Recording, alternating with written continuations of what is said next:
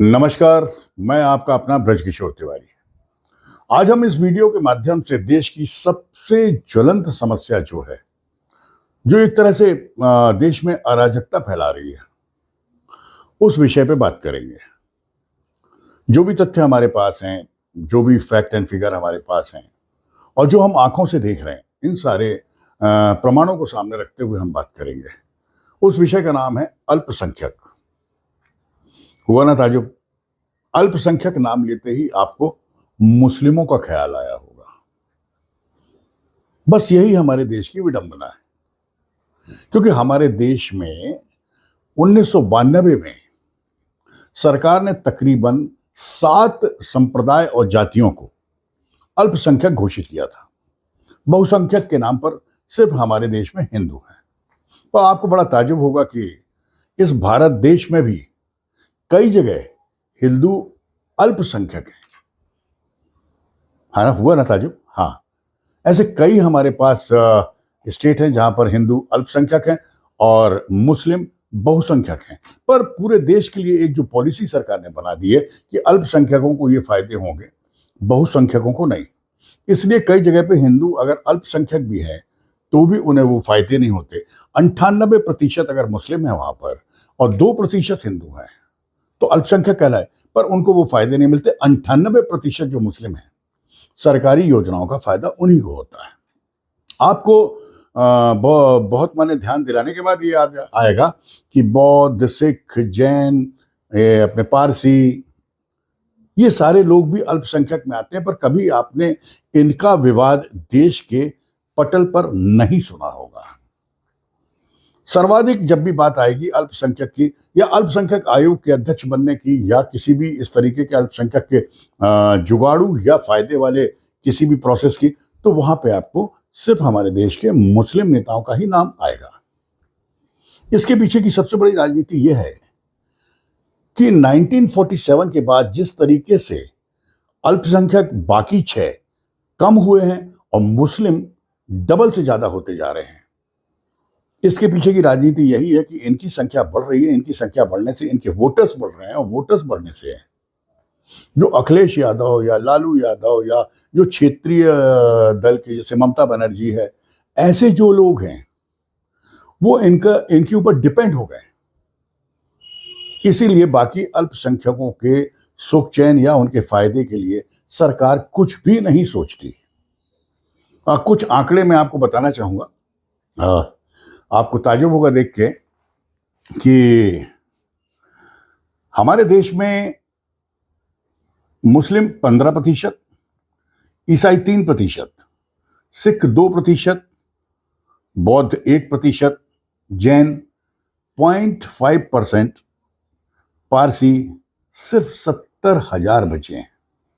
पर इनकी कभी भी समस्या या इनके फायदे के लिए सरकार या किसी भी मंच पर आवाज नहीं उठती। अब इसी तरीके से हम आपको बता दें कि कई जगह हमारे ही देश में हिंदू अल्पसंख्यक है, जैसे जम्मू कश्मीर में, लक्षद्वीप में, मिजोरम में, मणिपुर, लद्दाख, मेघालय, अरुणाचल। यहां हिंदुओं की बहुत ही कम आबादी है और 60% से लेकर 95% तक सिर्फ मुस्लिम ही वहां रहते हैं। वो बहुसंख्यक हैं, पर उनको दर्जा दिया गया अल्पसंख्यक का।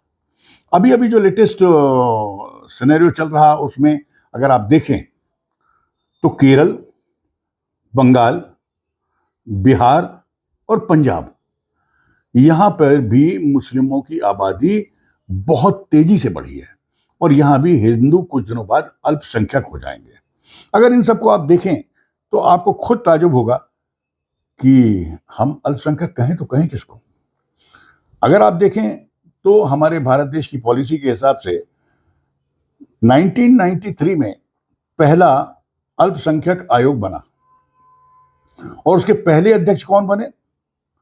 जो अल्पसंख्यकों में बहुसंख्यक थे, मतलब मुस्लिम के जस्टिस सरदार अली खान साहब। तभी से ये परंपरा चली आ रही है कि देश में कहीं भी अल्पसंख्यक आयोग या योजना या आयोग या कुछ भी उनके लिए बनेगा तो उसमें मुस्लिम ही उसका अध्यक्ष होगा। अब आप अगर देखें तो स्वतंत्रता के समय देश में 86% हिंदू थे, जो वर्तमान में 75% बच्चे हैं। वहीं मुस्लिमों की आबादी देखें तो 9% बची थी बंटवारे के बाद, जो इस समय 17-18% हो गई है। अब आप समझ सकते हैं कि वोटर कहां मिलेंगे विपक्षी पार्टियों को ज्यादा। वहीं अगर आप देखेंगे तो आपको ताज्जुब होगा कि जो जैन हैं, पारसी हैं, बौद्ध हैं, सिख हैं, इनकी जनसंख्या कम होती जा रही है। ये अल्पसंख्यक से लुप्त प्रजाति की ओर बढ़ रहे हैं। वहीं पे मुस्लिम एक ऐसा संप्रदाय और माने आबादी वाला वो है समूह जो दिनों दिन मल्टीपल होता जा रहा है। अगर आप देखेंगे तो भारत देश की जितनी भी सीमावर्ती क्षेत्र हैं, इसमें मुस्लिम बहुसंख्यक हैं। देश के समुद्री इलाके में जितने भी छोटे छोटे द्वीप समूह हैं, इनमें बहुसंख्यक मुस्लिम हैं। और कुछ हमारे राजनेताओं की कृपा से जो बांग्लादेश से बंगाल लगा हुआ है, वहां से जो आयातित मुस्लिम हैं, जो हमारे देश के नहीं हैं, इस कारण बंगाल में भी तकरीबन 70% मुस्लिम हो रहे हैं। केरल का आपको हाल मालूम ही है, मणिपुर का आपको हाल मालूम ही है। इस तरीके से हमारे देश के तकरीबन 8 से 10 राज्य ऐसे हैं जहां मुस्लिम संख्या बहुसंख्यक हो चुकी है और हिंदू अल्पसंख्यक हो चुके हैं। उसके बावजूद हमारी सरकार कभी भी रिस्क नहीं लेना चाहती, कभी भी कोई पॉलिसी ऐसी चेंज नहीं करना चाहती कि भाई चलो हम जहां पे जो अल्पसंख्यक है उसको उसका बेनिफिट दें। अगर देश की किसी भी योजना को देखें, इन 7 अल्पसंख्यक जातों में सर्वाधिक फायदा सरकारी योजनाओं का सिर्फ मुस्लिमों ने उठाया है। चाहे वो मकान का हो, राशन का हो, किसी भी तरीके का कोई भी फायदा सरकार से अगर मिल रहा है तो उसमें मुस्लिम संप्रदाय के लोग सर्वाधिक आगे हैं। और बड़े गर्व से हमारे देश में खुद को ये अल्पसंख्यक बोलते हैं। सरकारी आंकड़ा 2011 के हिसाब से अगर बात करें तो देश में मुस्लिमों की आबादी 14 से 15% है, जो बिल्कुल इनलॉजिकल है, क्योंकि उसके बाद इन्होंने जनसंख्या कराई नहीं जाति आधारित या किसी भी तरीके की। मेरा मानना है कि इस समय देश में 35 से 40% मुस्लिम आबादी हो चुकी है। सारे जो राज्य में जहां पर इनका वो है, उससे हमें कोई परेशानी नहीं है कि आप कितने बढ़ रहे हैं, ये अल्लाह की देन है, दीजिए भाई, और जितना कर सकें करिए, क्योंकि जब अल्लाह देता है तो अल्लाह छीन भी लेता है, मालिक तो वही है ना। और कोई भी हो, चाहे वो किसी भी तरीके का अल्लाह ने उसको अगर बख्शीश दी है गलत करने पर, उसने वापस भी ले लिए। तो इससे कोई घबराने की बात नहीं है। आप 10-12 नहीं, जितनी कैपेसिटी है उतना पैदा कीजिए, उतना सब कुछ कीजिए। दुर्भाग्य सिर्फ ये है कि अगर आप इस देश के सर्वाधिक बड़े अल्पसंख्यक हैं तो देश के हित के बारे में सोचिए। आप इस देश को ही कन्वर्ट करने की क्यों सोचते हैं? आपने यहां जन्म लिया, आप यहीं दफन होंगे सॉरी यहीं से आपका पैदा से लेकर मरने तक का रिश्ता है, तो कुछ अच्छा भी सोच लीजिए। अब इसमें एक मेरे मुस्लिम मित्र ने कहा कि साहब अच्छा ही तो सोचना है, गजवा हिंद क्या है?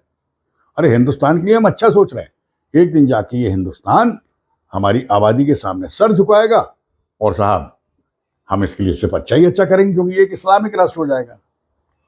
आप सोचिए, इन सारी बातें और सारे आंकड़े होने के बावजूद 1947 से लेकर आज तक, मोदी तक, किसी ने भी इनको छेड़ने की, इनके खिलाफ या अल्पसंख्यक आयोग या वक्फ बोर्ड को रीऑर्गेनाइज करने की सोची तक नहीं। और अब तो सवाल ही नहीं उठता कि सोचे मोदी साहब, है ना। ये मजबूरियां हमारे देश को गर्त की ओर ले जा रही हैं। यहां पे आज के वीडियो में मैं आपसे सिर्फ इतना जानना चाहता हूं कि आखिर अल्पसंख्यक कौन है? जो 1% से कम बचे हैं, पारसी 1 करोड़ से भी कम बचे हैं, 70,000, या वो जैन जो आबादी का 1.2 करोड़ है वो अल्पसंख्यक हैं, या बौद्ध जो आबादी का 3% है, या वो सिख जो आबादी का 3.5% है, क्या ये अल्पसंख्यक नहीं? कभी किसी सरकार ने, स्टेट या सेंट्रल गवर्नमेंट ने इनके भले के बारे में सोची? कभी इनके लिए कोई योजना बनाई? कभी इनका कोई आयोग बनाया? कभी इन लोगों ने देश में कोई धर्म संकट खड़ा किया? कभी इन्होंने कहा कि साहब मेरे धर्म के अनुसार हमारा कानून अलग होना चाहिए, हमारे लिए ये अलग होना चाहिए, वो अलग होना चाहिए, हर चीज आपके लिए अलग होना चाहिए। सिर्फ मुस्लिमों के लिए, बाकी अल्पसंख्यकों को फिर दर्जा क्यों दिया? भाई सरकार से मेरा निवेदन है कि आप इन्हें अल्पसंख्यक ना कहें, इन्हें विलुप्त कहें। अल्पसंख्यक के नाम पर सिर्फ मुस्लिम ही जाने जाएंगे, ऐसा कोई अध्यादेश निकाल दें। इन बिचारों ने कौन सा पाप किया? सिर्फ इतना अंतर है ना कि ये अहिंसक है, इसलिए आप इनकी कदर नहीं करते। जैसे जंगल में आप किसको देखने जाते हो? शेर को ना, क्योंकि वो हिंसक होता है, तो आप उसको छुप के देखते हो, बड़ा मजा आता है ना। वही यहां कर रहे हैं आप। सरकारों को थोड़ी शर्म आनी चाहिए, राजनेताओं को थोड़ी शर्म आनी चाहिए। अगर अल्पसंख्यक आयोग बनाया है तो बराबरी से सभी के बारे में सोचें। वैसे आप इनकी क्या मदद करेंगे? ये जो बाकी हैं, जैन, बौद्ध, पारसी, सिख, ये आपसे ज्यादा रईस हैं, ये मेहनतकश हैं, ईश्वर पर विश्वास करने वाले, अपने बाहुबल पर विश्वास करने वाले लोग हैं। ये भीख नहीं मांगते हैं, ये सरकारी योजनाओं पर जिंदा नहीं रहते, ये सम्मान के साथ जीना चाहते हैं।